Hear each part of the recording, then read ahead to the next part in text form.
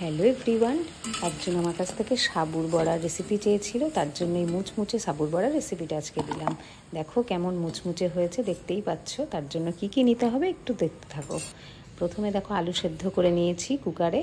তারপরে কিছুটা সাবু আমি 2-3 ঘন্টা আগে ভিজিয়ে রেখেছিলাম। সেটা বড় দানার সাবু হলে বেশি ভালো হয়। জলটা এমনভাবে দেবে যেন খুব বেশি না হয়, কিন্তু অল্প একটু, যাতে খুব বেশি জলের মধ্যে ডুবে না থাকে। এরপর কিছুটা বাদাম, ভাজা বাদাম ভেজেও নিতে পারো, ভাজা বাদামও নিতে পারো। আমি একটুখানি গুঁড়ো করে নিয়েছি। এটা খুব বেশি গুঁড়ো হবে না, পাউডার হবে না, যাতে মুখে আসে দানাটা, সেরকমভাবে একটুখানি গুঁড়ো করে নেবে। মিক্সিতে করলে খুব বেশি গুঁড়ো হয়ে যায়, একবার একটুখানি ঘুরিয়ে নিতে পারো। না হলে এরকম আমার মতন এরকমভাবে বেটে নিতে পারো। যাই হোক, তারপরে এই যে আলু সিদ্ধটা ভালো করে স্ম্যাশড করে নিয়েছি। দেখো বাদামের পাউডারটাও হয়ে গেছে, খুব বেশি গুঁড়ো করে নিয়ে দেখেছো, একটু গোটা গোটাও আছে আর একটু গুঁড়ো গুঁড়োও হয়েছে। তো সেটা আলু সিদ্ধর মধ্যে মিশিয়ে দিলাম। এরপর কি করব, সাবুটাও নিয়ে নেব। তোমরা এই পরিমাণটা কিন্তু বুঝে নেবে, মানে পরিমাণটা এমন যেন না হয় যে সাবুটা খুব বেশি হয়ে গেছে, আলু সেদ্ধটা কম হয়েছে, তাহলে কিন্তু খুব ফাটে, মাছের তেলের মতন টুপটাপ করে সাবুদানাগুলো কিন্তু ফাটতে থাকবে। তো পরিমাণটা একটু বুঝে নিতে হবে, মানে আলু সেদ্ধর মধ্যে সাবুদানাটা যেন লেগে লেগে থাকে।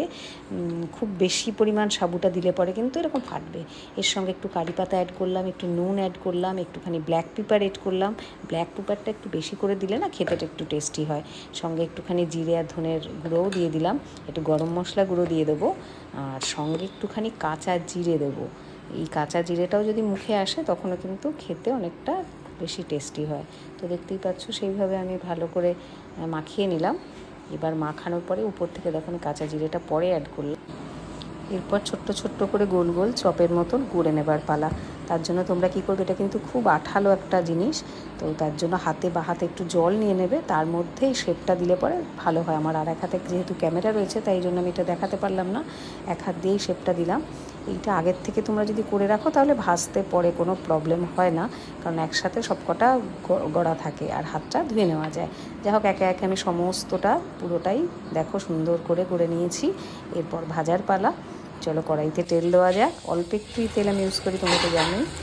আর তার মধ্যে 2-3টে করে জাস্ট ভেজে নেব। এই এক পিঠটা যেন খুব ভালো করে ভাজা হয়, যাতে লাল লাল হয়, না হলে কিন্তু এই ক্রিস্পি ব্যাপারটা আসবে না।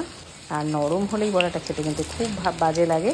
তো গরম গরম খেলেই একটু ক্রিস্পি হয়, তাহলে কিন্তু খেতে বেশি ভালো হয়। তো দেখতেই পাচ্ছ যে এখন ব্রাউন হলো, সেই সময়ই কিন্তু এটাকে উল্টে দেওয়া হবে। আর বেশ খানিকক্ষণ রেখে দেওয়ার পরেই জিনিসটা কিন্তু একটু ফুলে ওঠে।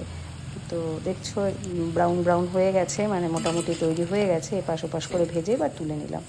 তো একবার করে দেখো, খুবই খেতে খুব সুস্বাদু হয়। এটা মহারাষ্ট্রে খুব বেশি জনপ্রিয়। তো আজকের মতন টাটা, পরে আবার দেখা।